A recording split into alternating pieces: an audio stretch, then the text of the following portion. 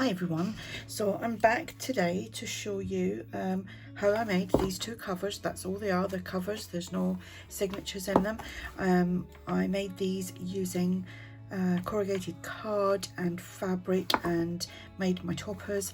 So I'm going to show you the process. I'm going to speed the video up and I'll talk when I feel I need to in it. If there's any questions that you want to ask, then please do so in the comment section below. Grab yourself a cup of tea or coffee, a biscuit, or whatever you do when you're watching videos, and yes, enjoy the process. And like I said, any questions, just ask below. Thanks for watching. So here you can see that I've got my scrap pieces of fabric and I've got some corrugated cardboard, which I'd done that journal first, and then I thought I'll do a video. Very easy, something you can all do. Take away any lumps or bumps that are on the cardboard because you don't need them, you don't want them like sticking through. And here I'm just eyeballing it and I'm using my ruler to create my spine, as you can see here. And then obviously you'll see in a minute I measure things down, but if you want to measure and do things like with a trimmer, you know, feel free to do that, but I'm okay working like just by eye. So I think I done that one 6 by 3 3/4. I just used my big blade there to get rid of the pieces that I didn't want.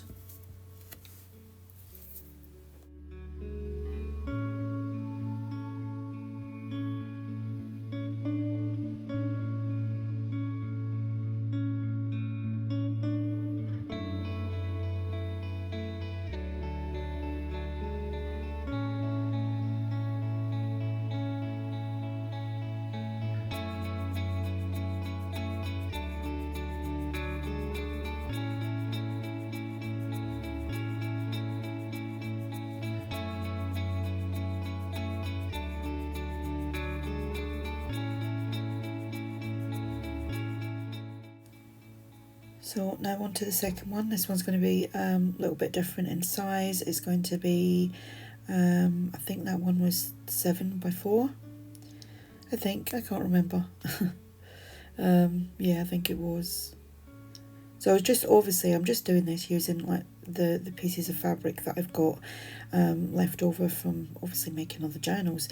And I meant to say that when you see me ink the spine there, the corners of it, that was only so that I could see where to measure from, because it wasn't very clear on the cardboard. So just straightening all that up. And the glue that I used is 2 parts glue, 1 part water, just PVA glue, and it works absolutely fine. But if you have tacky glue or Fabri-Tac, use that. Use whatever you want to. You could even use a glue stick. I eventually sew around these, so you know, just make sure as well when you're gluing things down, if you're going to run it through your sewing machine, please let it dry first, because you don't want to ruin your machine.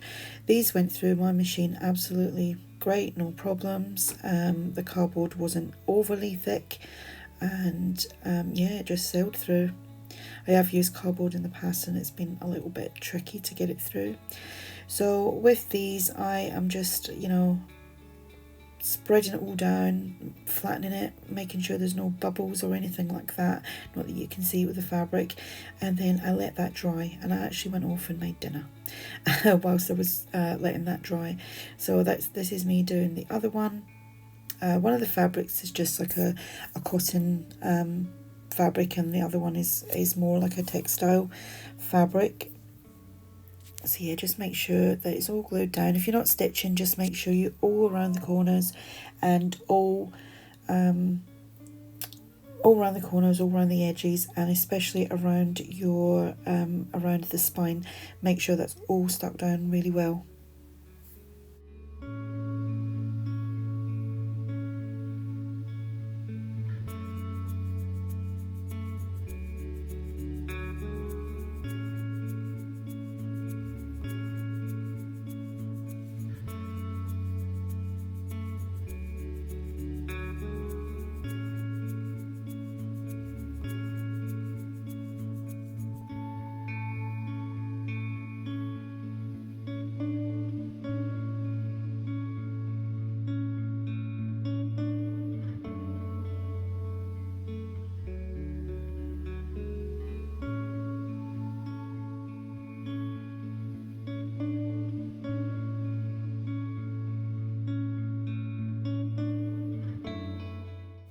So that's it all dry. Now I'm going to put on some coffee dyed papers. So picked some out with a little bit of, you know, different staining on them, so that it wasn't just like all the one colour.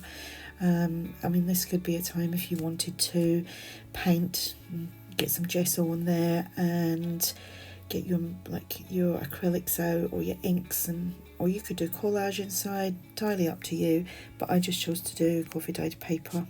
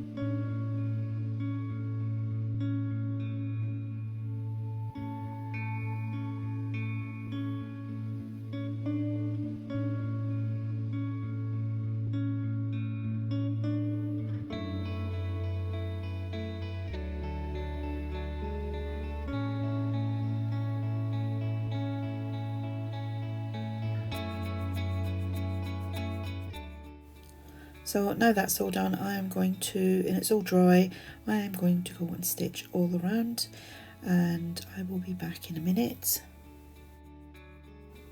So they're all stitched. So now I'm going to make some toppers for them, cover toppers. So again, I'm still going to be using cardboard, and I'm just gonna, I was going to cut it, and then you see I tore it, using some gesso. And if you don't have gesso, use white acrylic paint. You actually don't have to use any paints whatsoever, you can keep it raw. So here I'm just, that paintbrush was quite hard, and I was like, okay, what's going on? So I've got the little card out and I'm smushing it around, and I get my fingers in and I'm just making a mess, which is good fun. So just covering that, and to be quite honest, I only needed to do it around the edges, so it was kind of a bit of a waste of paint when I'm going to layer on top of it. So, you know, don't waste your products because it's not cheap. So I'm putting on some coffee water, and then I bring in my little spray bottle of shimmer, and for some reason it's blocked up. I'll have to, I normally just soak the spray parts in some hot water and it normally works fine. So I'm just dribbling that on, and then I'm just going to use the brush to smush it around because there is a nice shimmer from that. So then I'm just coming with an ink pad. It's an old one, it's not my new one. And these oxide, distress oxide, if they're like, you know, nearly gone sort of thing, there's not a lot on there, spray a little bit of water onto them. I see Pam from the Paper Outpost do that, and I've been doing that with some of mine for about a year now, and they just keep coming alive again. It's great. So anyway, here I've just pulled out music paper, a little bit of digital, a book page. I've got a Tim Holtz, what have I got? A Tim Holtz flower die cut thing, butterfly from ARTYmaze. And yeah, I'm just going to shush now so that you can actually just watch me do this. But this was great fun, I enjoyed it, and I hope you're enjoying the process too.